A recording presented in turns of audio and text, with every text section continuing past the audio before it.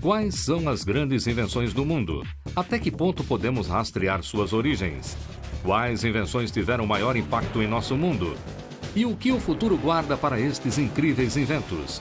Vejam agora grandes invenções em Maravilhas Modernas.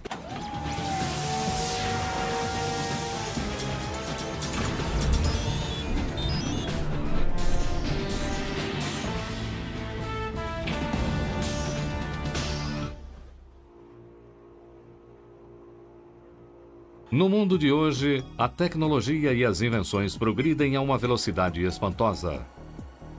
Temos acesso instantâneo a informações e imagens do mundo inteiro.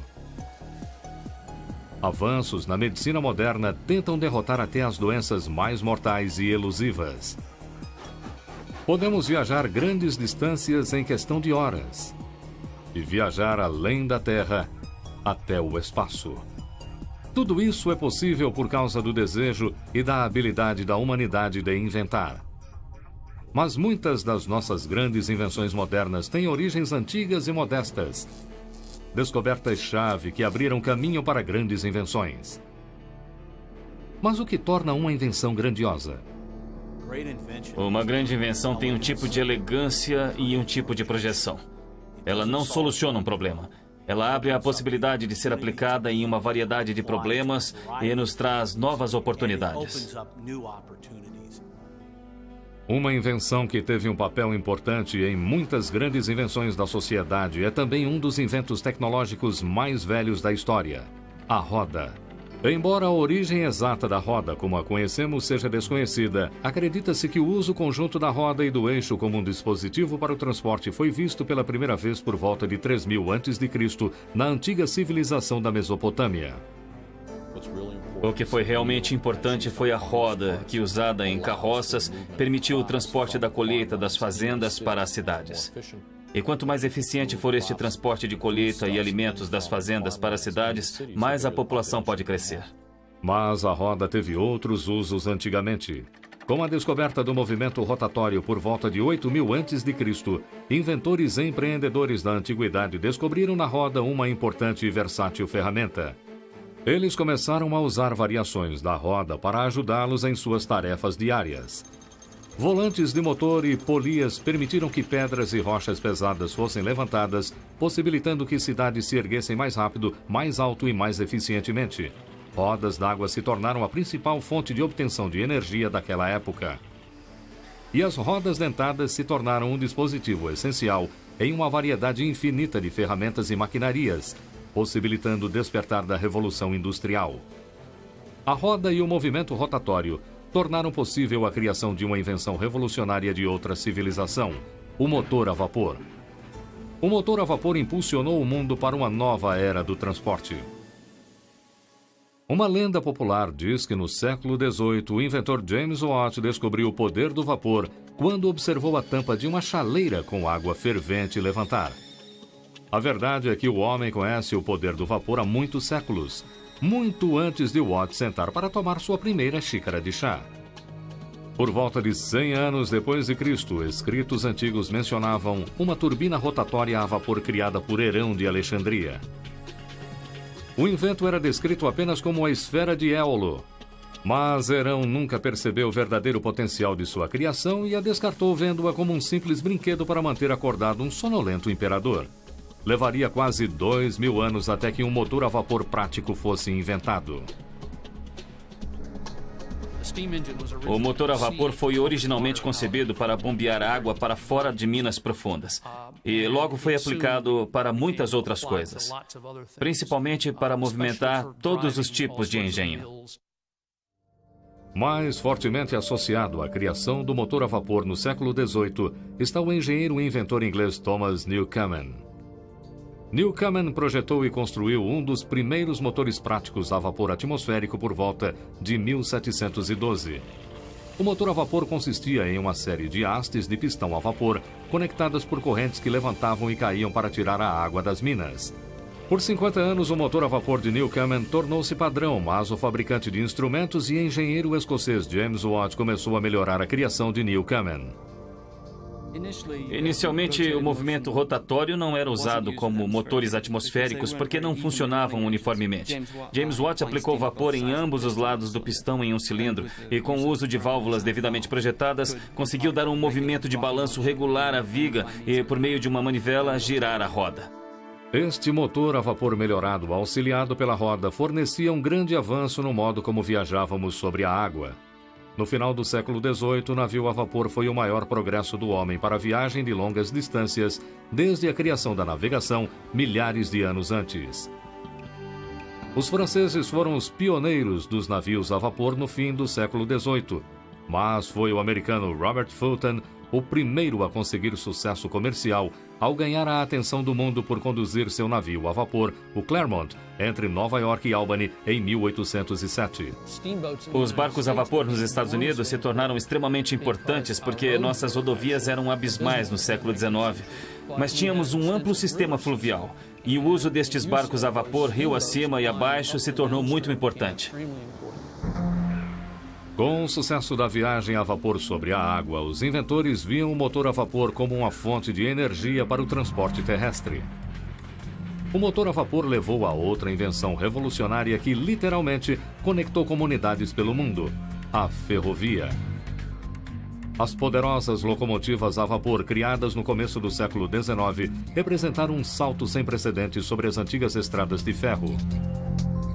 As primeiras rodovias não usavam vapor. Animais eram usados para puxar uma fileira de vagões nos trilhos, mas estes primeiros desenvolvimentos da energia a vapor tornaram mais fácil puxar cargas pesadas a distâncias mais longas. Por volta de 1860, os Estados Unidos estavam literalmente presos à construção da ferrovia transcontinental de Nebraska, a dourada mas isolada terra prometida Califórnia. O uso do motor a vapor ajudou ferrovias que utilizavam rodas de aço a se tornarem uma força poderosa crescente no desenvolvimento de cidades pelo mundo. As estradas de ferro logo se tornaram o modo dominante de carregamento, frete e transporte no mundo. Uma das coisas que a ferrovia fez foi dar às pessoas a mobilidade que nunca tiveram. Ela permitiu que viajassem longas distâncias. Ao final do século XIX, a energia a vapor dominava o transporte, mas os inventores começaram a procurar por alternativas, meios de transportes mais eficientes. O resultado foi uma das invenções mais difundidas e importantes da história. Uma invenção que logo dominaria a indústria do transporte: o automóvel. Os primeiros automóveis originalmente usavam motor a vapor como sua principal fonte de energia, mas eles eram lentos, incômodos e bem desconfortáveis, pois o passageiro tinha que se sentar perto da caldeira de vapor. O primeiro automóvel geralmente é creditado ao inventor francês do século XVIII, Nicolas Joseph Cugnot. Seu veículo foi patrocinado pelo governo francês e foi originalmente projetado para ser uma carroça a vapor de 3 rodas. Com a velocidade máxima de 3 km por hora, o veículo saiu do controle durante a demonstração e colidiu com uma parede. Mas o inventor e fabricante de carros alemão Karl Benz, de 1880, é geralmente creditado como o pai do automóvel. Karl Benz e seu contemporâneo Gottlieb Daimler são importantes porque são, de fato, as primeiras pessoas a não apenas ter a ideia, neste caso, de veículos a gasolina, mas também por persistirem nela e, consequentemente, desenvolveram veículos que foram vendidos para o mercado. Um homem que, talvez mais do que qualquer um, revolucionaria a indústria automobilística com seus automóveis a gasolina foi o fabricante de Detroit, Henry Ford. Ironicamente, foi um antigo motor a vapor que inspirou este pioneiro automóvel. O primeiro veículo autoalimentado que Henry Ford viu quando garoto foi um desses motores de tração a vapor. Para Ford, foi um daqueles momentos de descoberta. Ele o viu descendo a rua quando era criança e isso o afetou profundamente. No começo do século XX, várias empresas começaram a fazer automóveis, mas foi Henry Ford quem conseguiu trazer o carro para o público. A grande contribuição de Ford foi realmente ver qual era o futuro do mercado, que acabou sendo os carros acessíveis à população. E ele desenvolveu não apenas um carro barato, mas um carro muito bom, seu Ford Modelo T. e desenvolveu o processo da linha de montagem para produzi-lo a baixo custo. O conceito de Ford de linha de montagem foi inspirado por uma ideia um tanto horrível. A indústria de frigoríficos, que era geralmente chamada de linha de desmontagem, onde a carcaça de um animal era levada em uma esteira e os vários cortadores de carne tiravam pedaços do animal. A grande conquista da Ford Motor Company foi pegar algo que era extremamente complicado, como um automóvel, e inseri-lo nesse método de linha de montagem, que exigia partes intercambiáveis. Todas essas esteiras e o movimento eram cuidadosamente coreografados por todos os envolvidos nas linhas de montagens parciais. Motores, transmissores e eixos traseiros tinham suas próprias linhas de montagem antes de serem reunidos na linha de montagem de chassis. E de fato funcionou. Com a linha de montagem com força total por volta de 1920, o preço do modelo T, ou Tin Lizzy, como era conhecido, caiu de $850, um valor altíssimo na época, para apenas $260. Quando o modelo T parou de ser produzido em 1927, 17 milhões haviam chegado às ruas. O automóvel é provavelmente a invenção mais influente da primeira metade do século XX. Ele teve muitas ramificações grandiosas. Remodelou a nossa paisagem e agora temos coisas como o sistema de estradas interestaduais. Ele não trouxe a morte, mas o declínio das estradas de ferro, que eram a grande indústria do século XIX. A enorme popularidade de automóveis alteraria para sempre o transporte. E talvez mais do que qualquer outro invento, foi a roda que impulsionou o transporte e a revolução industrial. Há quase 300 milhões de carros somente nos Estados Unidos, mais de 40% da população mundial de automóveis. Muitas invenções-chave, como a roda, foram produtos da descoberta, geralmente acidental, de indivíduos práticos procurando por soluções para os problemas do cotidiano. Em contrapartida, o estudo e o aproveitamento da eletricidade foi um resultado direto de pesquisas científicas. Cientistas na Grécia Antiga descobriram que se você esfregar o âmbar, ou elétron em grego, ele criava uma força magnética que atrairia objetos leves como penas. Visto apenas como entretenimento, os antigos gregos não tinham ideia de como utilizar esta força. Foi apenas há cerca de 200 anos que os cientistas finalmente começaram a descobrir métodos viáveis de utilizar a eletricidade. Talvez o mais famoso seja Benjamin Franklin, que em 1752 empinou uma pipa em meio a uma tempestade elétrica. Ele notou que fios de linha ficavam em pé, como se estivessem suspensos em um condutor comum. Quando Franklin tocou a chave de metal ali amarrada, ele recebeu um grande choque elétrico.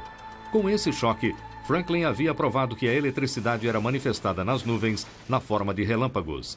Franklin escreveu em sua própria publicação, O Almanaque do Pobre Ricardo, que sua invenção para raios poderia proteger casas de serem atingidas por raios ao redirecionar a forte carga elétrica para o condutor de metal ao invés de sua própria estrutura.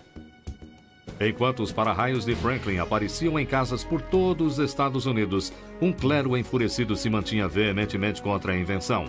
Eles acreditavam que os relâmpagos expressavam a ira de Deus e não deveríamos mexer com eles.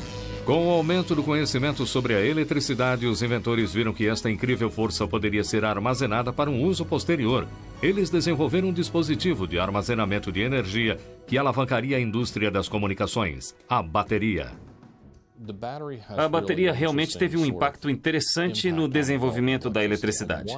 Por exemplo, forneceu os elementos básicos que possibilitaram experiências na telegrafia, telefonia e até no primeiro telégrafo sem fio. Mas a busca por uma bateria utilizável não era nova. Especula-se que uma forma bruta de bateria elétrica pode ter aparecido no século I depois de Cristo. Em 1938, um cientista austríaco que trabalhava em Bagdá descobriu um pequeno pote de cerâmica com um tubo de cobre e um condutor de ferro em seu interior. Testes mostraram que a bateria emitia pequenas cargas elétricas, mas não o suficiente para fornecer uma fonte real de energia. Como havia sido descoberta na casa de um antigo mágico e curandeiro, muitos acreditavam não passar de um simples truque mágico usado para causar admiração, talvez até medo naqueles que a viam. A primeira bateria autêntica como a conhecemos só apareceu no começo do século XIX, quando o inventor italiano Alessandro Volta criou o primeiro dispositivo viável de armazenamento de energia. Consistia em uma pilha de discos, que às vezes é chamada de pilha de Volta, porque é literalmente uma pilha de discos de metais. Metais alternados de cobre, níquel ou prata, com um ácido entre o cobre e o zinco em outra pilha. E quanto maior for a pilha, mais corrente conseguirá na sua bateria. A invenção da bateria por Volta foi realmente inovadora. Pela primeira vez na história, a força poderosa da eletricidade pôde de fato ser armazenada e usada como fonte de energia. Na metade do século XIX, pequenas melhorias foram feitas na bateria. Agora conhecidas como pilhas úmidas, elas basicamente consistiam em um pote de ácido com eletrodos de metal dentro dele. O ácido causava uma reação química que produzia elétrons, que fluíam através dos eletrodos de metal para fornecer energia ao dispositivo anexado. Melhorias contínuas foram feitas na bateria. Os inventores logo descobriram ser um dispositivo indispensável em suas últimas criações revolucionárias. A bateria simples se tornou o elemento-chave, que finalmente propiciou maiores avanços na comunicação instantânea. Há menos de 150 anos, a comunicação era basicamente limitada a mensagens entregues pessoalmente. Com o crescimento do conhecimento científico de que a eletricidade podia ser transferida de um lugar para outro, os inventores começaram a testar a possibilidade de que o mesmo princípio pudesse ser aplicado na comunicação. O resultado foi uma grande invenção que deu os primeiros passos em direção à união global. A comunicação instantânea agora era possível pela primeira vez na história com o telégrafo. O telégrafo se baseia na bateria e no eletroímã, ambas invenções do começo do século XIX. Para construir um telégrafo é preciso apenas esticar um fio elétrico, colocar um eletroímã preso em uma ponta e um botão liga-desliga na outra ponta. E isso lhe permite enviar uma mensagem. E então, quando você utiliza um código, pontos e traços, por exemplo, para representar números e letras do alfabeto, então de fato pode-se enviar qualquer mensagem que se queira a qualquer distância que tenha um fio elétrico esticado. Usando seu sistema de códigos com pontos e traços, o inventor americano Samuel Morse foi o primeiro a enviar uma mensagem através do telégrafo com sucesso em 1844. Com uma linha demonstrativa posicionada entre Washington e Baltimore, a mensagem que Morse enviou foi simples, mas poderosa. Que obra fez Deus? O crescimento do telégrafo eletromagnético foi realmente dramático. Apenas 20 anos após Morse ter instalado a primeira linha entre Washington e Baltimore na metade de 1840, já tínhamos pessoas colocando cabos submarinos sob o Atlântico para transmitir mensagens entre os continentes. O telégrafo alimentado por bateria possibilitou uma série de invenções elétricas. Se o telégrafo enviou a mensagem de que um renascimento comunicacional estava chegando, então foi uma das invenções mais influentes e grandiosas da história que a concretizou: o telefone. Alexander Graham Bell o chamou, na verdade, de telégrafo falante no começo, porque realmente era isso.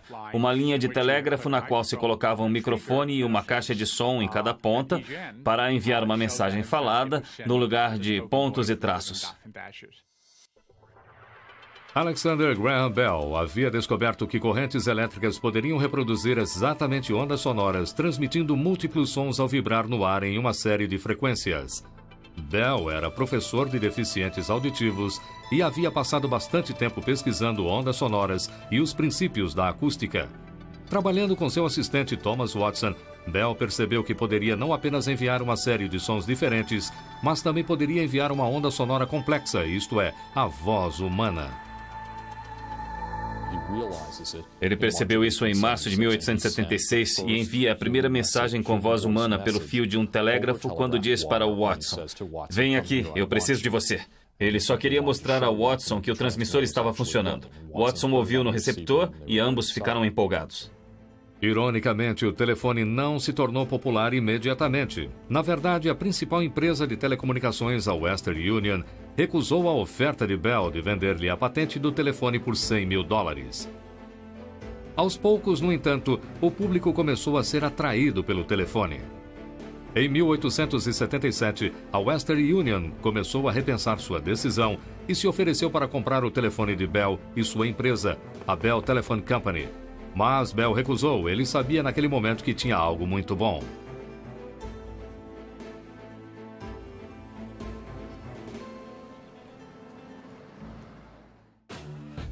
A primeira linha do telégrafo alcançava menos de 80,5 km entre Washington e Baltimore.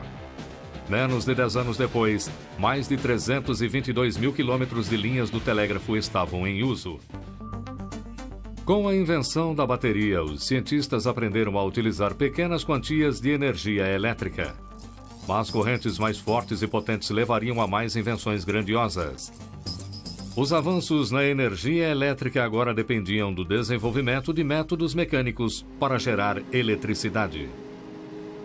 Os inventores continuamente encontravam novas formas de utilizar esta poderosa força da natureza.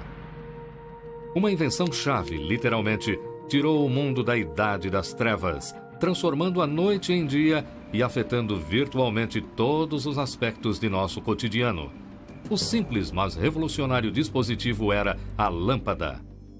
A busca por uma forma de produzir a luz vem desde 1830, como alternativa às lamparinas à base de gases e óleos perigosos usados até então. O princípio da lâmpada elétrica era simples. Se você aquecer algo como a madeira na fogueira, as partículas irão incandescer e emitir luz. O problema era descobrir como controlar isso. No começo de 1870, luzes extremamente brilhantes que produziam um arco elétrico entre dois polos de carbono eram usados como postes de luz, mas não havia como controlar a luminosidade. Muitos inventores por todo o mundo trabalhavam para criar uma lâmpada viável, mas foi o inventor americano Thomas Edison que obteve sucesso. Edison, na verdade, entrou tarde na disputa pela criação de uma lâmpada bem-sucedida. Edison já era reconhecido mundialmente por suas primeiras invenções, contribuições à indústria do telégrafo e à invenção do fonógrafo. Ele já era conhecido como o mago do Menlo Park. Edison havia se gabado de que terminaria sua lâmpada em apenas alguns meses. Edison, de fato, era bem confiante. Ele demorou cerca de 1 ano e 3 meses, mas ele conseguiu fazê-la. E outra vez, o carbono foi a substância essencial. Ele descobriu que se tivesse uma peça fina de carbono, algum jeito de arranjar essa peça fina, e dessa vez colocar a corrente elétrica através do carbono, ao invés de entre os polos do carbono, tinha que ser através. Você aquece o carbono e ele incandesce. Ele brilha, mas não intensamente. Eu, de fato, acredito que a idade das máquinas irá afetar positivamente a vida dos trabalhadores. É impossível, no entanto, prever o que será do mundo com a eletricidade e com esta invenção daqui a 100 anos. Thomas Edison estava certo. Não havia como prever o impacto da eletricidade ou de sua própria invenção, a lâmpada, na história. A invenção da lâmpada elétrica em 1879 mudou a sociedade profundamente. O inventor visionário sempre viu além da lâmpada e, dentro de 1 ano, Edison havia estabelecido os princípios básicos para um sistema completo de distribuição de energia e luz elétrica. Não consigo pensar em nada que altere mais a forma como vivemos em nossas casas, no trabalho ou na comunidade, mais do que a lâmpada. A iluminação no trabalho permitiu o trabalho por turnos, o trabalho durante a noite, aumentou a eficiência dos trabalhadores. Ela também transformou completamente o transporte. A lâmpada também mudou o entretenimento, mudou a maneira de anunciar produtos. Ela mudou dramaticamente o trabalho, a diversão e a vida doméstica. Com a criação da lâmpada, Edison também havia criado a indústria eletrônica. Ele havia colocado sua luz elétrica da peça de carbono dentro de um bulbo hermético com fechamento a vácuo. Nas 2 décadas seguintes, um inventor italiano chamado Marconi pegou o conceito de Edison de uma propriedade elétrica carregada dentro de um bulbo hermético e a transformou em uma outra grande invenção que ajudaria a antecipar a comunicação em massa: o tubo a vácuo. O tubo a vácuo acabou se tornando um modo eficiente de detectar e produzir ondas de rádio. Uma das invenções mais influentes e divertidas da história iria pela primeira vez trazer um mundo de informações e entretenimento para dentro dos lares: o rádio. Quando o novo conceito do rádio foi introduzido no começo do século XX, criou uma revolução. O elemento-chave do rádio é, primeiro, o entendimento de que havia ondas de rádio. Foi obra de James Clerk Maxwell e, em 1860, ele descreveu os elementos da radiação não óptica e sua disponibilidade. Heinrich Hertz, em 1880, produziu ondas de rádio. E depois várias pessoas em 1890. Marconi, claro, Nikolai Tesla e outros que testaram de várias maneiras para fazer este dispositivo prático, pelo qual você pode enviar uma onda de rádio daqui e recebê-la aqui de modo eficiente. Guglielmo Marconi fez testes exaustivos para demonstrar que as ondas de rádio poderiam viajar pelo ar. Assim que sinais como o código Morse ou transmissões de voz foram adicionados, foi descoberto que esta frequência de sinal sem fio poderia ser transmitida para um receptor. Em 1898, Marconi enviou sua primeira mensagem de rádio através do Canal da Mancha, a uma distância de quase 32 quilômetros. As implicações deste telégrafo sem fio eram enormes. Navios no meio do oceano agora podiam enviar pedidos de socorro ao primeiro sinal de perigo, algo impossível anteriormente com o telégrafo de fio. Por volta de 1920, os sinais enviados progrediam de uma série de cliques para transmissões de voz, transformando o rádio em um fenômeno cultural. Ele gira, gira e cai. Max Rayling é vencido no primeiro round. Com o rádio, o som podia viajar grandes distâncias, mas agora cientistas começavam a indagar se seria possível enviar imagens visuais também. O resultado, uma invenção miraculosa que traria um mundo de imagens para nossas casas. Uma invenção que literalmente nos permitiria ver a história sendo feita: a televisão. A televisão é uma daquelas invenções que teve um grande impacto. O acréscimo do aspecto visual ao som realmente mudou. Não apenas o modo como vemos as coisas, mas o modo como pensamos nelas. A tecnologia televisiva continua a avançar em uma velocidade impressionante. Mas a televisão de hoje deve agradecer muito aos cientistas de antigamente. Nos anos de 1500, Leonardo da Vinci apresentou suas descobertas sobre a persistência da visão, na qual declarou que o olho humano continua a ver uma imagem por uma fração de segundo após ela ter desaparecido. Este conceito é aplicado ao nosso moderno sistema televisivo, que envia 30 quadros completos a cada segundo. E a televisão a cores deve agradecer muito a Sir Isaac Newton, que em 1666 descobriu o espectro da cor, provando que um arco-íris de cores é formado quando a luz brilha através de um prisma de vidro. No começo de 1860, Giovanni Caselli criou o que muitos consideram ser a primeira transmissão de televisão. Em um experimento primitivo com a imagem, o padre italiano embrulhou cilindros rotatórios com folha de estanho e enviou transmissões indistintas de mensagens escritas à mão e desenhos simples por uma linha de telégrafo. A televisão moderna, como a conhecemos, não foi produto de uma única mente, mas de vários inventores de todo o mundo que tiveram participação na sua criação.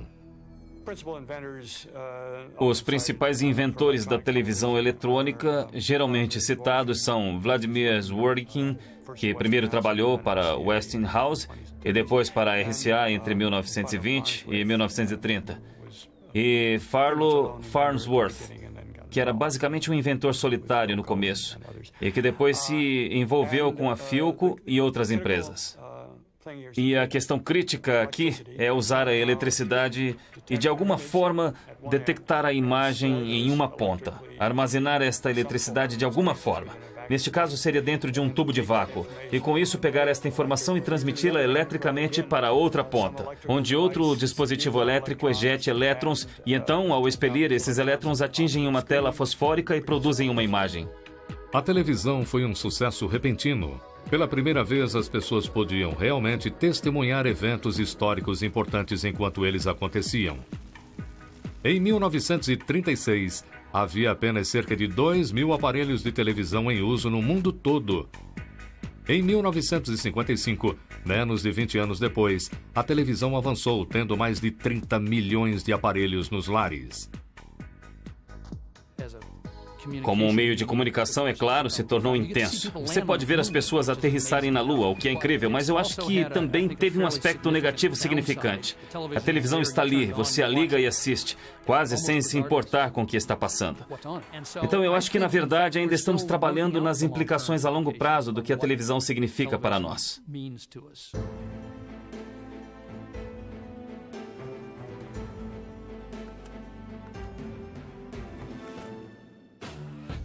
Em 20 de julho de 1969, mais de 600 milhões de espectadores do mundo todo assistiram à primeira transmissão televisiva da Lua. No final de 1940, o rádio havia capturado a imaginação do mundo e a televisão era uma nova mídia prestes a conquistar sua fama. Naturalmente, estas grandes invenções dependiam da eletricidade e de grandes, caros e inseguros tubos a vácuo para funcionar. Então, em 1948, uma invenção do tamanho de um dedo foi anunciada sem muito alarde, mas que deixaria uma marca indelével na história e na sociedade: o transistor. O transistor foi inventado por 3 homens nos laboratórios Bell: John Bardeen, Walter Brittain e William Shockley. Os laboratórios Bell eram parte da companhia telefônica AT&T. Eles usavam muitos circuitos de informação em seus próprios aparelhos do sistema telefônico, então esta foi a motivação deles.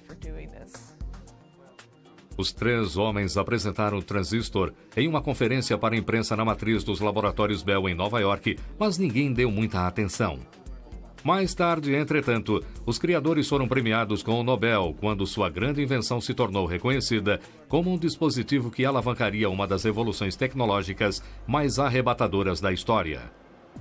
O princípio básico do transistor, amplificar sinais elétricos, é simples, mas seu impacto foi enorme. Ao liberar uma corrente de elétrons, o sinal elétrico fraco foi transformado em uma cópia de si mesmo muito mais forte. Os transistores aumentam estes sinais elétricos em uma fração de espaço, que por sua vez reduz tudo em tamanho proporcionalmente. Os transistores eram bem mais baratos e bem mais confiáveis do que os grandes tubos a vácuo. Com melhoras sendo feitas quase imediatamente, o dispositivo teve um papel importante em uma grande invenção que teve um impacto global em praticamente todos os aspectos de nossas vidas: o computador. O próximo evento significante que aconteceu depois do transistor foi o circuito integrado, ou chip. A única coisa no seu computador que realmente opera a coisa toda. O chip da CPU contém dezenas de milhões de transistores em um único chip. Então pode ver as economias de escala. Fomos de 18 mil tubos a vácuo para operar um grande computador, para milhares de transistores para operar o primeiro verdadeiro computador de negócios, até nosso desktop, que tem dezenas de milhões de pequenos transistores, transistores microscópicos em um único chip. Um feito extraordinário quando consideramos que há menos de 50 anos um computador era um enorme conjunto de máquinas que ocupavam a sala inteira, tinha muito menos memória e era infinitamente mais lento do que os computadores mais lentos de hoje.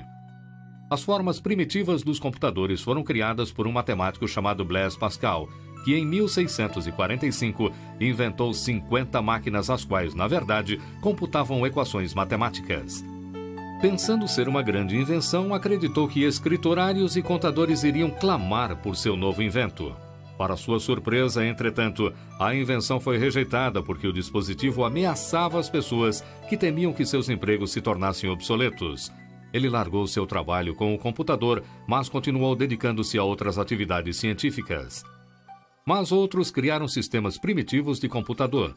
Em meados do século XIX, um inventor francês chamado Joseph-Marie Jacquard criou um precursor do sistema de cartões perfurados chamado de tear de Jacquard, que automaticamente manipulava um tear de tecelagem. É o matemático britânico Charles Babbage, entretanto, que é conhecido como o pai da computação por criar um dispositivo mecânico entre 1830 e 1840 que lembrava bastante os computadores de hoje. Babbage foi tão significante naquela época porque ele formulou o que hoje conhecemos como o computador moderno. Havia entrada e saída de dados. Havia uma unidade de controle e um processador. Todos esses itens que são incorporados hoje no computador moderno. O próximo grande avanço na computação ocorreu em 1890 por um jovem agente do censo chamado Hermann Hollerith. Ele criou uma máquina computadora de cartões perfurados para ajudar na aparentemente impossível contagem do censo.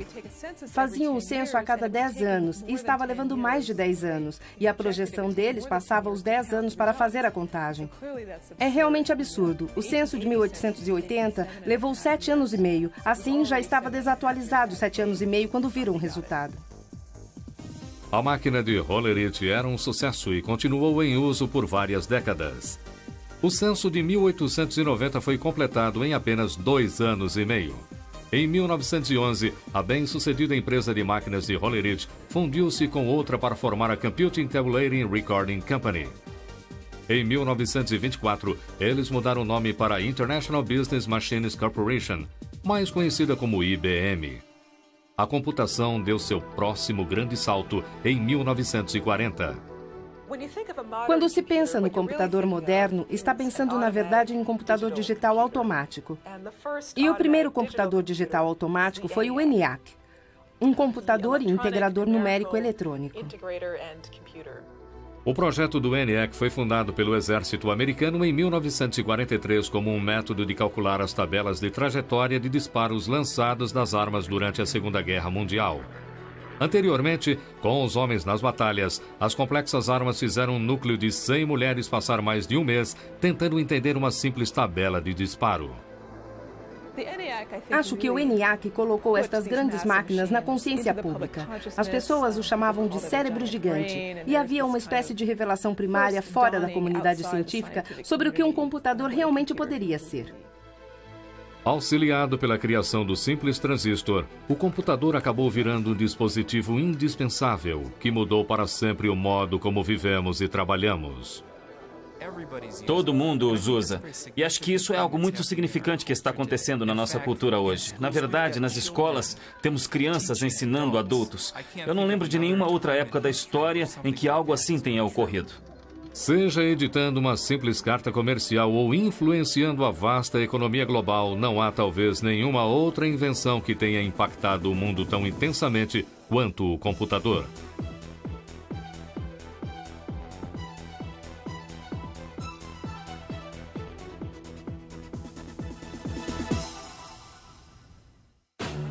Durante um dia normal de trabalho, o olho humano deve refocalizar mais de 20 mil vezes para ler as letras na tela do computador.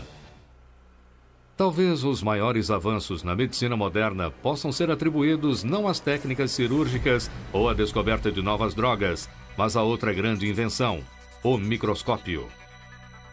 Apenas depois da invenção do microscópio, os cientistas puderam detectar e derrotar bactérias mortais.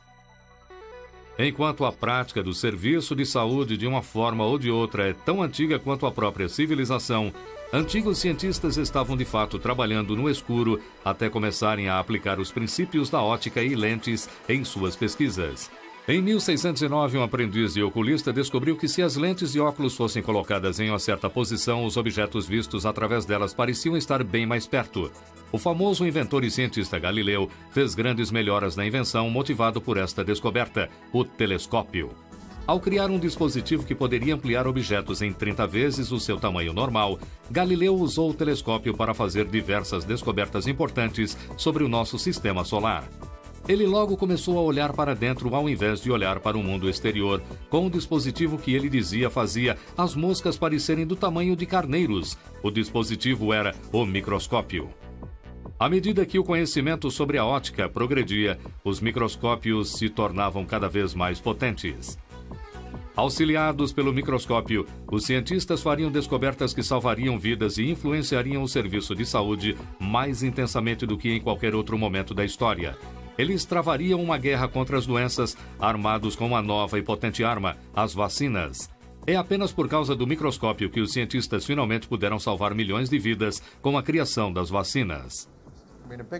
Um grande passo à frente em direção a outras vacinas foi o microscópio e a habilidade de identificar bactérias que causavam as doenças, como, por exemplo, a difteria. As pessoas puderam ver organismos específicos e então puderam pegá-los e colocá-los em animais, reproduzir doenças e mostrar os mesmos organismos. Então, o microscópio teve um papel fundamental no desenvolvimento subsequente de muitas vacinas. As primeiras tentativas de vacinação registradas contra doenças foram na Índia em 700 depois de Cristo. Os monges budistas ingeriam rotineiramente veneno de cobra, acreditando que se fossem picados, seus corpos teriam criado imunidade ao veneno. Ninguém sabe ao certo se esta tentativa radical de vacinação primitiva era efetiva, mas eles de fato tiveram a ideia certa. Mas apenas no final do século XIX, com a ajuda do microscópio, que a ligação entre germes, bactérias e doença foi descoberta. Os cientistas começaram a criar vacinas adequadas. As vacinas são projetadas para introduzir um pouco da doença no corpo sem efetivamente transmitir a doença. O corpo, então, produz anticorpos que criam imunidade à doença em questão. Edward Jenner criou a primeira imunização de sucesso na Inglaterra em 1796. E por certamente estar usando uma forma primitiva de microscópio, sua descoberta foi resultado de uma observação perspicaz. A varíola era uma doença epidêmica que havia castigado o mundo há mais de 2.000 anos. Com uma taxa de mortalidade de mais de 40%, os cientistas estavam freneticamente buscando uma vacina para erradicar esta doença mortal. Jenner havia observado que se ordenhadeiras pegassem uma infecção de uma doença das vacas chamada de varíola bovina, elas ficavam imunes à varíola. O que Jenner fez foi retirar material da lesão de uma ordenhadeira e inoculá-lo no braço de um garoto, James Phipps. E este garoto foi, consequentemente, exposto propositalmente à varíola, e ele estava protegido.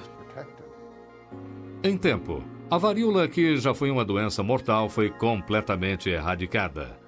E então, no final do século XIX, o cientista francês Louis Pasteur fez mais progressos na pesquisa de vacinas.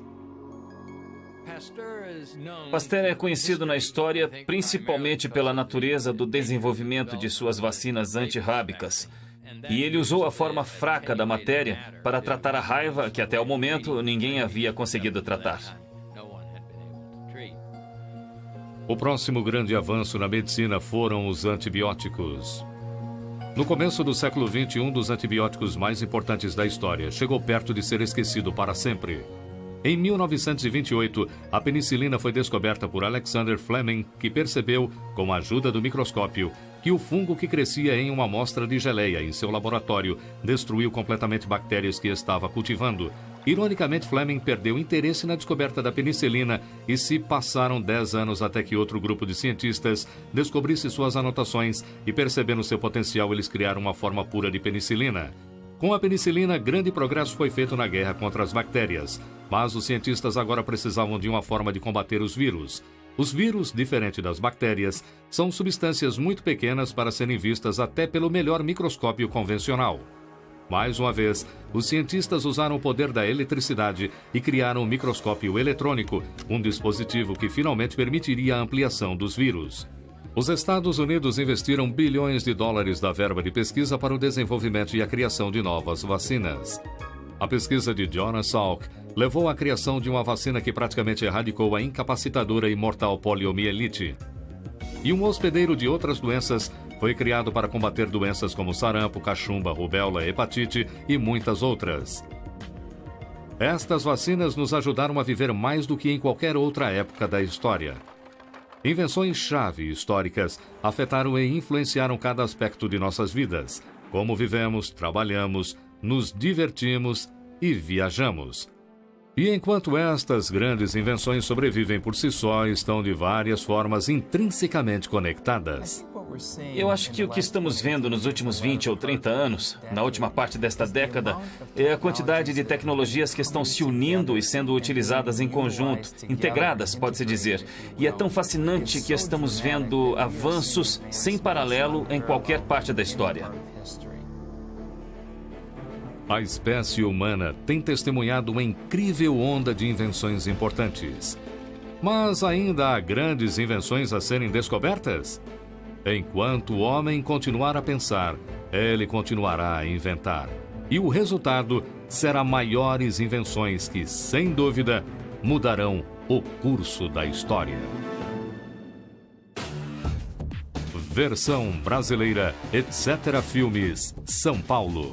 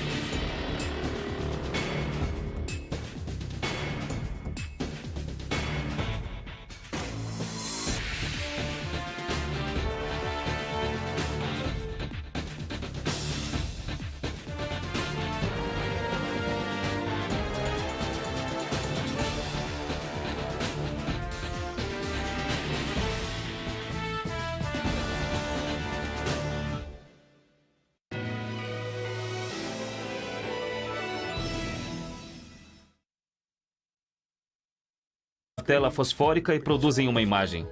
A televisão foi um sucesso repentino. Pela primeira vez, as pessoas podiam realmente testemunhar eventos históricos importantes enquanto eles aconteciam. Em 1936, havia apenas cerca de 2.000 aparelhos de televisão em uso no mundo todo. Em 1955, menos de 20 anos depois, a televisão avançou, tendo mais de 30 milhões de aparelhos nos lares. Como um meio de comunicação, é claro, se tornou intenso. Você pode ver as pessoas aterrissarem na Lua, o que é incrível, mas eu acho que também teve um aspecto negativo significante. A televisão está ali, você a liga e assiste, quase sem se importar com o que está passando. Então eu acho que, na verdade, ainda estamos trabalhando nas implicações a longo prazo do que a televisão significa para nós.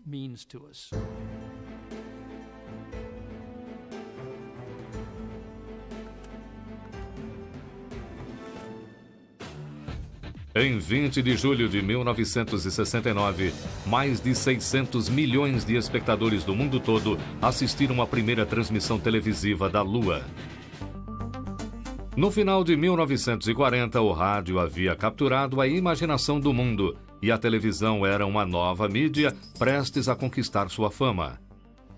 Naturalmente, estas grandes invenções dependiam da eletricidade e de grandes, caros e inseguros tubos a vácuo para funcionar.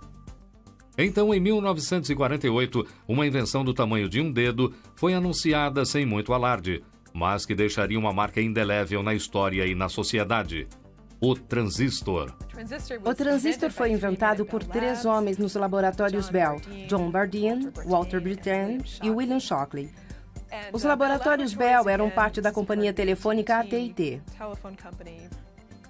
Eles usavam muitos circuitos de informação em seus próprios aparelhos do sistema telefônico, então esta foi a motivação deles. Os 3 homens apresentaram o transistor em uma conferência para a imprensa na matriz dos laboratórios Bell em Nova York, mas ninguém deu muita atenção. Mais tarde, entretanto, os criadores foram premiados com o Nobel quando sua grande invenção se tornou reconhecida como um dispositivo que alavancaria uma das evoluções tecnológicas mais arrebatadoras da história. O princípio básico do transistor, amplificar sinais elétricos, é simples, mas seu impacto foi enorme. Ao liberar uma corrente de elétrons, o sinal elétrico fraco foi transformado em uma cópia de si mesmo muito mais forte. Os transistores aumentam estes sinais elétricos em uma fração de espaço, que por sua vez reduz tudo em tamanho proporcionalmente. Os transistores eram bem mais baratos e bem mais confiáveis do que os grandes tubos a vácuo. Com melhoras sendo feitas quase imediatamente, o dispositivo teve um papel importante em uma grande invenção que teve um impacto global em praticamente todos os aspectos de nossas vidas: o computador. O próximo evento significante que aconteceu depois do transistor foi o circuito integrado, ou chip, a única coisa no seu computador que realmente opera a coisa toda. O chip da CPU contém dezenas de milhões de transistores em um único chip. Então pode ver as economias de escala. Fomos de 18 mil tubos a vácuo para operar um grande computador, para milhares de transistores para operar o primeiro verdadeiro computador de negócios, até nosso desktop, que tem dezenas de milhões de pequenos transistores, transistores microscópicos em um único chip. Um feito extraordinário quando consideramos que há menos de 50 anos um computador era um enorme conjunto de máquinas que ocupavam a sala inteira, tinha muito menos memória e era infinitamente mais lento do que os computadores mais lentos de hoje. As formas primitivas dos computadores foram criadas por um matemático chamado Blaise Pascal, que em 1645 inventou 50 máquinas as quais, na verdade, computavam equações matemáticas. Pensando ser uma grande invenção, acreditou que escriturários e contadores iriam clamar por seu novo invento. Para sua surpresa, entretanto, a invenção foi rejeitada porque o dispositivo ameaçava as pessoas que temiam que seus empregos se tornassem obsoletos. Ele largou seu trabalho com o computador, mas continuou dedicando-se a outras atividades científicas. Mas outros criaram sistemas primitivos de computador. Em meados do século XIX, um inventor francês chamado Joseph-Marie Jacquard criou um precursor do sistema de cartões perfurados chamado de tear de Jacquard, que automaticamente manipulava um tear de tecelagem. É o matemático britânico Charles Babbage, entretanto, que é conhecido como o pai da computação por criar um dispositivo mecânico entre 1830 e 1840 que lembrava bastante os computadores de hoje. Babbage foi tão significante naquela época porque ele formulou o que hoje conhecemos como o computador moderno. Havia entrada e saída de dados. Havia uma unidade de controle e um processador. Todos esses itens que são incorporados hoje no computador moderno. O próximo grande avanço na computação ocorreu em 1890 por um jovem agente do censo chamado Hermann Hollerith. Ele criou uma máquina computadora de cartões perfurados para ajudar na aparentemente impossível contagem do censo. Faziam o censo a cada 10 anos e estava levando mais de 10 anos. E a projeção deles passava os 10 anos para fazer a contagem. É realmente absurdo. O censo de 1880 levou 7 anos e meio. Assim, já estava desatualizado 7 anos e meio quando viram o resultado. A máquina de Hollerith era um sucesso e continuou em uso por várias décadas. O censo de 1890 foi completado em apenas 2 anos e meio. Em 1911, a bem-sucedida empresa de máquinas de Hollerith fundiu-se com outra para formar a Computing Tabulating Recording Company. Em 1924, eles mudaram o nome para International Business Machines Corporation, mais conhecida como IBM. A computação deu seu próximo grande salto em 1940. Quando se pensa no computador moderno, está pensando, na verdade, em um computador digital automático. E o primeiro computador digital automático foi o ENIAC, um computador e integrador numérico eletrônico. O projeto do ENIAC foi fundado pelo exército americano em 1943 como um método de calcular as tabelas de trajetória de disparos lançados das armas durante a Segunda Guerra Mundial.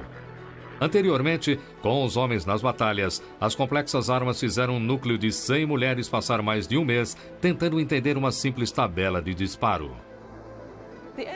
Acho que o ENIAC colocou estas grandes máquinas na consciência pública. As pessoas o chamavam... Ela permitiu que viajassem longas distâncias.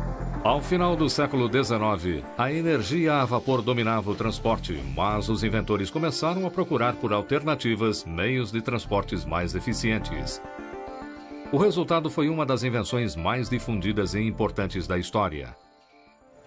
Uma invenção que logo dominaria a indústria do transporte: o automóvel. Os primeiros automóveis originalmente usavam motor a vapor como sua principal fonte de energia, mas eles eram lentos, incômodos e bem desconfortáveis, pois o passageiro tinha que se sentar perto da caldeira de vapor. O primeiro automóvel geralmente é creditado ao inventor francês do século XVIII, Nicolas Joseph Cugnot. Seu veículo foi patrocinado pelo governo francês e foi originalmente projetado para ser uma carroça a vapor de 3 rodas. Com a velocidade máxima de 3 km por hora, o veículo saiu do controle durante a demonstração e colidiu com uma parede. Mas o inventor e fabricante de carros alemão Karl Benz, de 1880, é geralmente creditado como o pai do automóvel. Karl Benz e seu contemporâneo Gottlieb Daimler são importantes porque são, de fato, as primeiras pessoas a não apenas ter a ideia, neste caso, de veículos a gasolina, mas também por persistirem nela e, consequentemente, desenvolveram veículos que foram vendidos para o mercado. Um homem que, talvez mais do que qualquer um, revolucionaria a indústria automobilística com seus automóveis a gasolina foi o fabricante de Detroit, Henry Ford. Ironicamente, foi um antigo motor a vapor que inspirou este pioneiro automóvel. O primeiro veículo autoalimentado que Henry Ford viu quando garoto foi um desses motores de tração a vapor. Para Ford, foi um daqueles momentos de descoberta. Ele o viu descendo a rua quando era criança e isso o afetou profundamente. No começo do século XX, várias empresas começaram a fazer automóveis, mas foi Henry Ford quem conseguiu trazer o carro para o público. A grande contribuição de Ford foi realmente ver qual era o futuro do mercado, que acabou sendo os carros acessíveis à população. E ele desenvolveu não apenas um carro barato, mas um carro muito bom, seu Ford Modelo T. E desenvolveu o processo da linha de montagem para produzi-lo a baixo custo. O conceito de Ford de linha de montagem foi inspirado por uma ideia um tanto horrível. A indústria de frigoríficos, que era geralmente chamada de linha de desmontagem, onde a carcaça de um animal era levada em uma esteira e os vários cortadores de carne tiravam pedaços do animal. A grande conquista da Ford Motor Company foi pegar algo que era extremamente complicado, como um automóvel, e inseri-lo nesse método de linha de montagem, que exigia partes intercambiáveis. Todas essas esteiras e o movimento eram cuidadosamente coreografados por todos os envolvidos nas linhas de montagens parciais. Motores, transmissores e eixos traseiros tinham suas próprias linhas de montagem antes de serem reunidos na linha de montagem de chassis. E de fato funcionou. Com a linha de montagem com força total por volta de 1920, o preço do modelo T, ou Tin Lizzy, como era conhecido, caiu de $850, um valor altíssimo na época, para apenas $260. Quando o modelo T parou de ser produzido em 1927, 17 milhões haviam chegado às ruas. O automóvel é provavelmente a invenção mais influente da primeira metade do século XX. Ele teve muitas ramificações grandiosas. Remodelou a nossa paisagem e agora temos coisas como o sistema de estradas interestaduais. Ele não trouxe a morte, mas o declínio das estradas de ferro, que eram a grande indústria do século XIX. A enorme popularidade de automóveis alteraria para sempre o transporte. E talvez mais do que qualquer outro invento, foi a roda que impulsionou o transporte e a revolução industrial. Há quase 300 milhões de carros somente nos Estados Unidos, mais de 40% da população mundial de automóveis. Muitas invenções-chave, como a roda, foram produtos da descoberta, geralmente acidental, de indivíduos práticos procurando por soluções para os problemas do cotidiano. Em contrapartida, o estudo e o aproveitamento da eletricidade foi um resultado direto de pesquisas científicas. Cientistas na Grécia Antiga descobriram que se você esfregar o âmbar, ou elétron em grego, ele criava uma força magnética que atrairia objetos leves como penas. Visto apenas como entretenimento, os antigos gregos não tinham uma ideia de como utilizar esta força. Foi apenas há cerca de 200 anos que os cientistas finalmente começaram a descobrir métodos viáveis de utilizar a eletricidade. Talvez o mais famoso seja Benjamin Franklin, que em 1752 empinou uma pipa em meio a uma tempestade elétrica. Ele notou que fios de linha ficavam em pé, como se estivessem suspensos em um condutor comum. Quando Franklin tocou a chave de metal ali amarrada, ele recebeu um grande choque elétrico. Com esse choque, Franklin havia provado que a eletricidade era manifestada nas nuvens na forma de relâmpagos. Franklin escreveu em sua própria publicação Almanaque do Pobre Ricardo que sua invenção para raios poderia proteger casas de serem atingidas por raios ao redirecionar a forte carga elétrica para o condutor de metal ao invés de sua própria estrutura. Enquanto os para-raios de Franklin apareciam em casas por todos os Estados Unidos, um clero enfurecido se mantinha veementemente contra a invenção. Eles acreditavam que os relâmpagos expressavam a ira de Deus e não deveríamos mexer com eles. Com o aumento do conhecimento sobre a eletricidade, os inventores viram que esta incrível força poderia ser armazenada para um uso posterior. Eles desenvolveram um dispositivo de armazenamento de energia que alavancaria a indústria das comunicações, a bateria. A bateria realmente teve um impacto interessante no desenvolvimento da eletricidade. Por exemplo, forneceu os elementos básicos que possibilitaram experiências na telegrafia, telefonia e até no primeiro telégrafo sem fio. Mas a busca por uma bateria utilizável não era nova. Especula-se que uma forma bruta de bateria elétrica pode ter aparecido no século I depois de Cristo. Em 1938, um cientista austríaco que trabalhava em Bagdá descobriu um pequeno pote de cerâmica com um tubo de cobre e um condutor de ferro em seu interior. Testes mostraram que a bateria emitia pequenas cargas elétricas, mas não o suficiente para fornecer uma fonte real de energia. Como havia sido descoberta na casa de um antigo... Quais são as grandes invenções do mundo? Até que ponto podemos rastrear suas origens? Quais invenções tiveram maior impacto em nosso mundo? E o que o futuro guarda para estes incríveis inventos? Vejam agora Grandes Invenções em Maravilhas Modernas.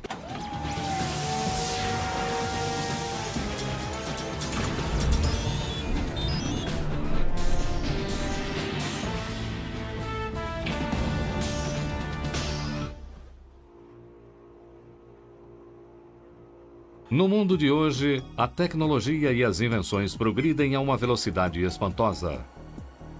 Temos acesso instantâneo a informações e imagens do mundo inteiro. Avanços na medicina moderna tentam derrotar até as doenças mais mortais e elusivas. Podemos viajar grandes distâncias em questão de horas e viajar além da Terra até o espaço. Tudo isso é possível por causa do desejo e da habilidade da humanidade de inventar. Mas muitas das nossas grandes invenções modernas têm origens antigas e modestas. Descobertas-chave que abriram caminho para grandes invenções. Mas o que torna uma invenção grandiosa? Uma grande invenção tem um tipo de elegância e um tipo de projeção. Ela não soluciona um problema. Ela abre a possibilidade de ser aplicada em uma variedade de problemas e nos traz novas oportunidades. Uma invenção que teve um papel importante em muitas grandes invenções da sociedade é também um dos inventos tecnológicos mais velhos da história: a roda. Embora a origem exata da roda, como a conhecemos, seja desconhecida, acredita-se que o uso conjunto da roda e do eixo como um dispositivo para o transporte foi visto pela primeira vez por volta de 3000 a.C. na antiga civilização da Mesopotâmia. O que foi realmente importante foi a roda, que, usada em carroças, permitiu o transporte da colheita das fazendas para as cidades. E quanto mais eficiente for este transporte de colheita e alimentos das fazendas para as cidades, mais a população pode crescer. Mas a roda teve outros usos antigamente. Com a descoberta do movimento rotatório por volta de 8000 a.C., inventores e empreendedores da antiguidade descobriram na roda uma importante e versátil ferramenta. Eles começaram a usar variações da roda para ajudá-los em suas tarefas diárias.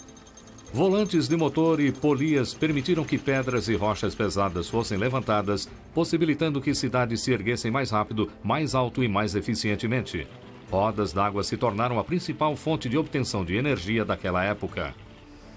E as rodas dentadas se tornaram um dispositivo essencial em uma variedade infinita de ferramentas e maquinarias, possibilitando o despertar da Revolução Industrial. A roda e o movimento rotatório tornaram possível a criação de uma invenção revolucionária de outra civilização: o motor a vapor. O motor a vapor impulsionou o mundo para uma nova era do transporte. Uma lenda popular diz que no século XVIII o inventor James Watt descobriu o poder do vapor quando observou a tampa de uma chaleira com água fervente levantar. A verdade é que o homem conhece o poder do vapor há muitos séculos, muito antes de Watt sentar para tomar sua primeira xícara de chá. Por volta de 100 anos depois de Cristo, escritos antigos mencionavam uma turbina rotatória a vapor criada por Herão de Alexandria. O invento era descrito apenas como a esfera de Éolo, mas Herão nunca percebeu o verdadeiro potencial de sua criação e a descartou vendo-a como um simples brinquedo para manter acordado um sonolento imperador. Levaria quase 2000 anos até que um motor a vapor prático fosse inventado. O motor a vapor foi originalmente concebido para bombear água para fora de minas profundas e logo foi aplicado para muitas outras coisas, principalmente para movimentar todos os tipos de engenho. Mais fortemente associado à criação do motor a vapor no século XVIII está o engenheiro e inventor inglês Thomas Newcomen.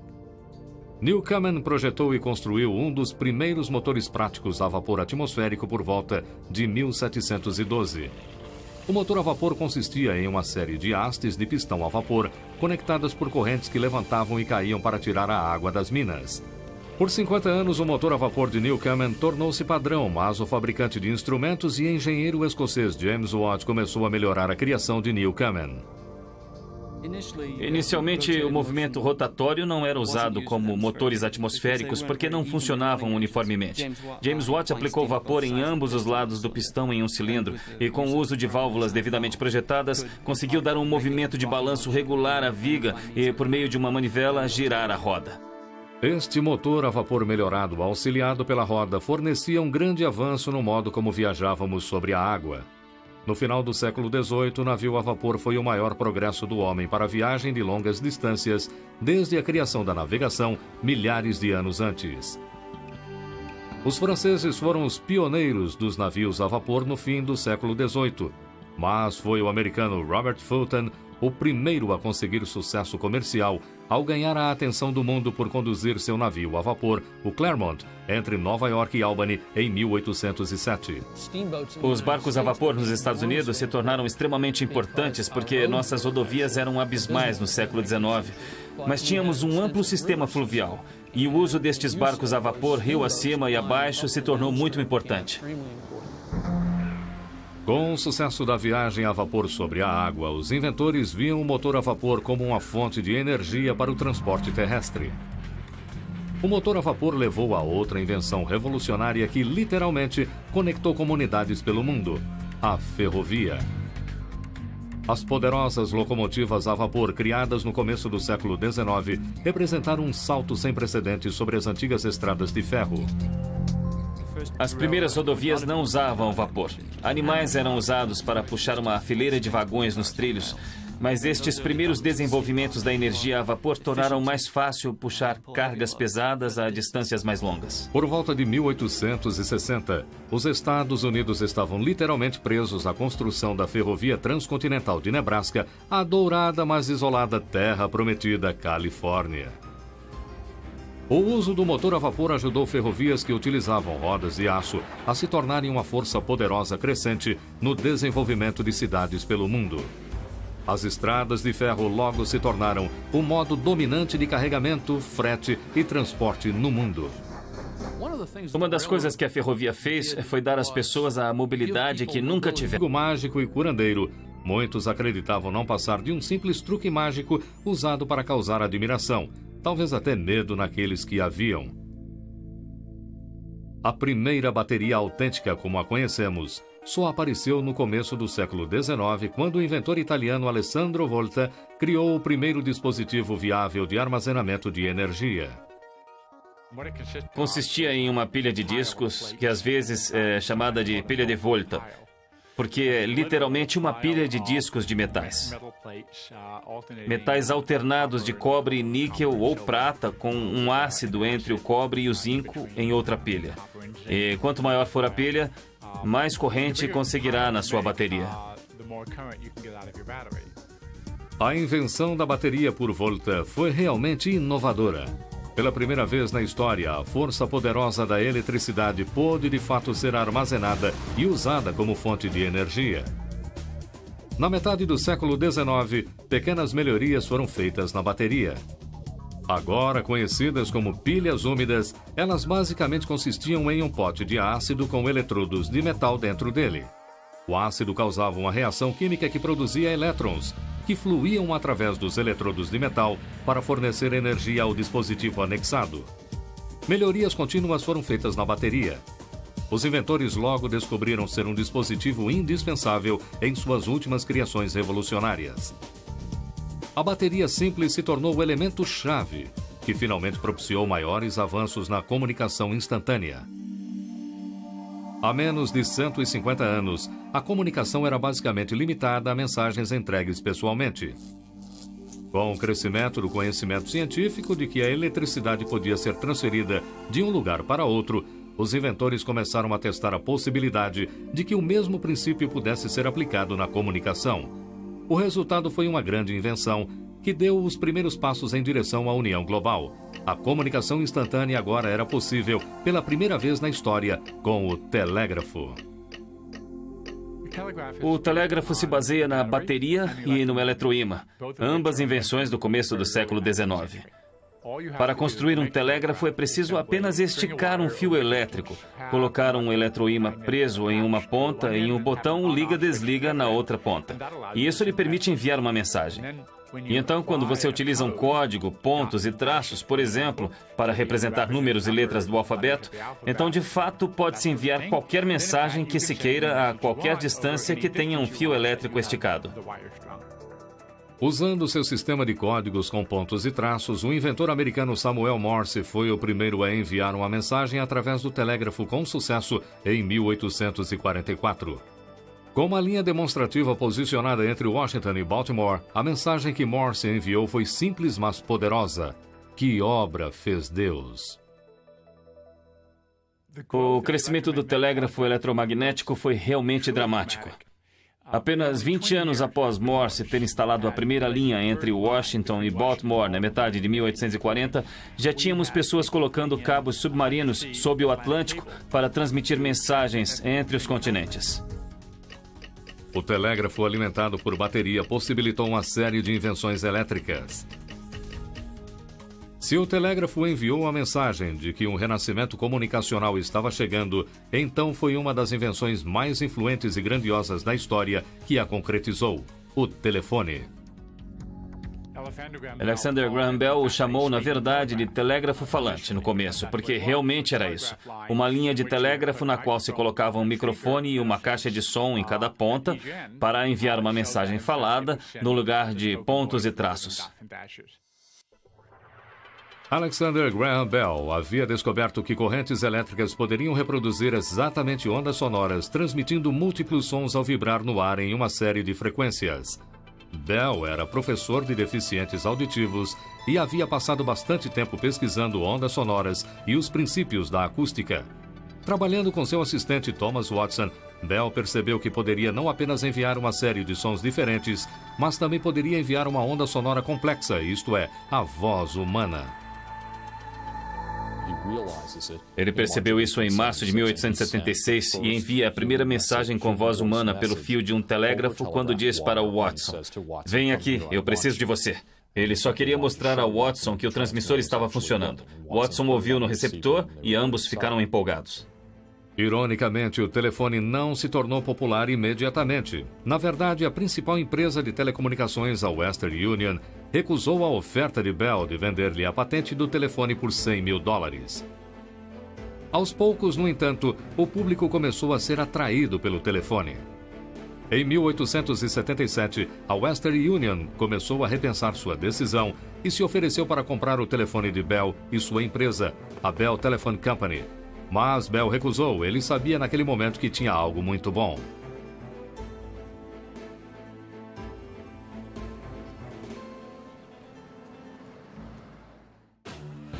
A primeira linha do telégrafo alcançava menos de 80,5 km entre Washington e Baltimore. Menos de 10 anos depois, mais de 322 mil quilômetros de linhas do telégrafo estavam em uso. Com a invenção da bateria, os cientistas aprenderam a utilizar pequenas quantias de energia elétrica. Mas correntes mais fortes e potentes levariam a mais invenções grandiosas. Os avanços na energia elétrica agora dependiam do desenvolvimento de métodos mecânicos para gerar eletricidade. Os inventores continuamente encontravam novas formas de utilizar esta poderosa força da natureza.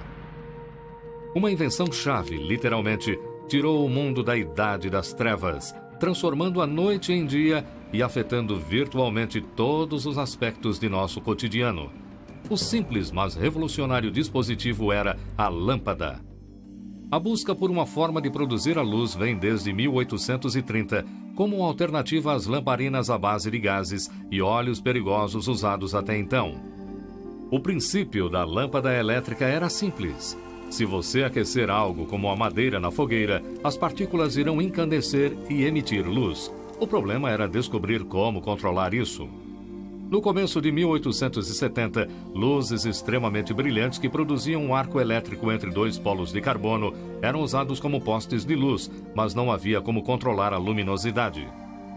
Muitos inventores por todo o mundo trabalhavam para criar uma lâmpada viável, mas foi o inventor americano Thomas Edison que obteve sucesso. Edison, na verdade, entrou tarde na disputa pela criação de uma lâmpada bem-sucedida. Edison já era reconhecido mundialmente por suas primeiras invenções, contribuições à indústria do telégrafo e à invenção do fonógrafo.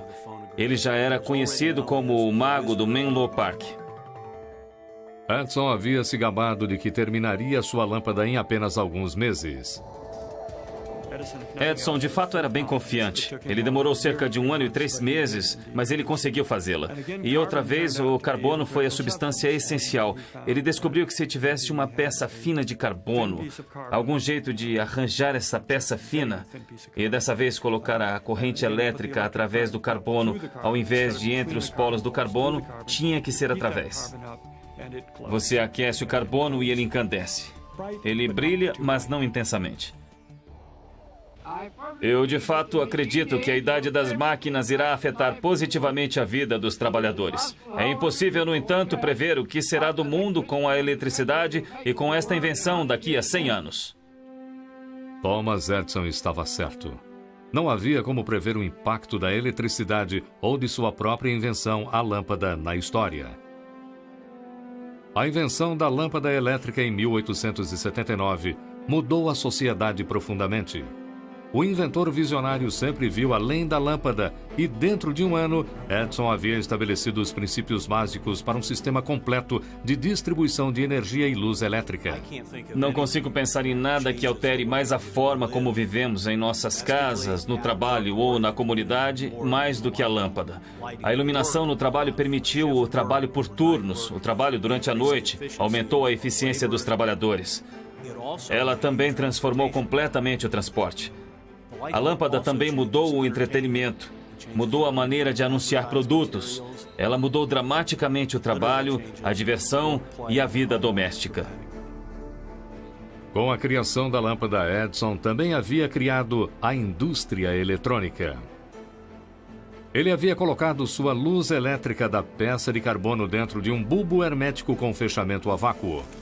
Nas 2 décadas seguintes, um inventor italiano chamado Marconi pegou o conceito de Edison de uma propriedade elétrica carregada dentro de um bulbo hermético e a transformou em uma outra grande invenção que ajudaria a antecipar a comunicação em massa: o tubo a vácuo. O tubo a vácuo acabou se tornando um modo eficiente de detectar e produzir ondas de rádio. Uma das invenções mais influentes e divertidas da história iria pela primeira vez trazer um mundo de informações e entretenimento para dentro dos lares: o rádio. Quando o novo conceito do rádio foi introduzido no começo do século XX, criou uma revolução. O elemento-chave do rádio é, primeiro, o entendimento de que havia ondas de rádio. Foi obra de James Clerk Maxwell e, em 1860, ele descreveu os elementos da radiação não óptica e sua disponibilidade. Heinrich Hertz, em 1880, produziu ondas de rádio. E depois várias pessoas em 1890. Marconi, claro, Nikolai Tesla e outros que testaram de várias maneiras para fazer este dispositivo prático pelo qual você pode enviar uma onda de rádio daqui e recebê-la aqui de modo eficiente. Guglielmo Marconi fez testes exaustivos para demonstrar que as ondas de rádio poderiam viajar pelo ar. Assim que sinais como o código Morse ou transmissões de voz foram adicionados, foi descoberto que esta frequência de sinal sem fio poderia ser transmitida para um receptor. Em 1898, Marconi enviou sua primeira mensagem de rádio através do Canal da Mancha, a uma distância de quase 32 quilômetros. As implicações deste telégrafo sem fio eram enormes. Navios no meio do oceano agora podiam enviar pedidos de socorro ao primeiro sinal de perigo, algo impossível anteriormente com o telégrafo de fio. Por volta de 1920, os sinais enviados progrediam de uma série de cliques para transmissões de voz, transformando o rádio em um fenômeno cultural. Ele gira, gira e cai.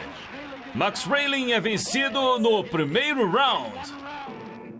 Com o rádio, o som podia viajar grandes distâncias, mas agora cientistas começavam a indagar se seria possível enviar imagens visuais também. O resultado, uma invenção miraculosa que traria um mundo de imagens para nossas casas. Uma invenção que literalmente nos permitiria ver a história sendo feita. A televisão. A televisão é uma daquelas invenções que teve um grande impacto. O acréscimo do aspecto visual ao som realmente mudou. Não apenas o modo como vemos as coisas, mas o modo como pensamos nelas. A tecnologia televisiva continua a avançar em uma velocidade impressionante. Mas a televisão de hoje deve agradecer muito aos cientistas de antigamente. Nos anos de 1500, Leonardo da Vinci apresentou suas descobertas sobre a persistência da visão, na qual declarou que o olho humano continua a ver uma imagem por uma fração de segundo após ela ter desaparecido. Este conceito é aplicado ao nosso moderno sistema televisivo, que envia 30 quadros completos a cada segundo. E a televisão a cores deve agradecer muito a Sir Isaac Newton, que em 1666 descobriu o espectro da cor, provando que um arco-íris de cores é formado quando a luz brilha através de um prisma de vidro. No começo de 1860, Giovanni Caselli criou o que muitos consideram ser a primeira transmissão de televisão. Em um experimento primitivo com a imagem, o padre italiano embrulhou cilindros rotatórios com folha de estanho e enviou transmissões indistintas de mensagens escritas à mão e desenhos simples por uma linha de telégrafo. A televisão moderna, como a conhecemos, não foi produto de uma única mente, mas de vários inventores de todo o mundo que tiveram participação na sua criação. Os principais inventores da televisão eletrônica, geralmente citados, são Vladimir Zworykin, que primeiro trabalhou para Westinghouse e depois para a RCA entre 1920 e 1930, e Farnsworth, que era basicamente um inventor solitário no começo e que depois se envolveu com a Philco e outras empresas. E a questão crítica aqui é usar a eletricidade e, de alguma forma, detectar a imagem em uma ponta, armazenar esta eletricidade de alguma forma. Neste caso, seria dentro de um tubo de vácuo, e com isso pegar esta informação e transmiti-la eletricamente para outra ponta, onde outro dispositivo elétrico ejete elétrons, e então, ao expelir, esses elétrons atingem uma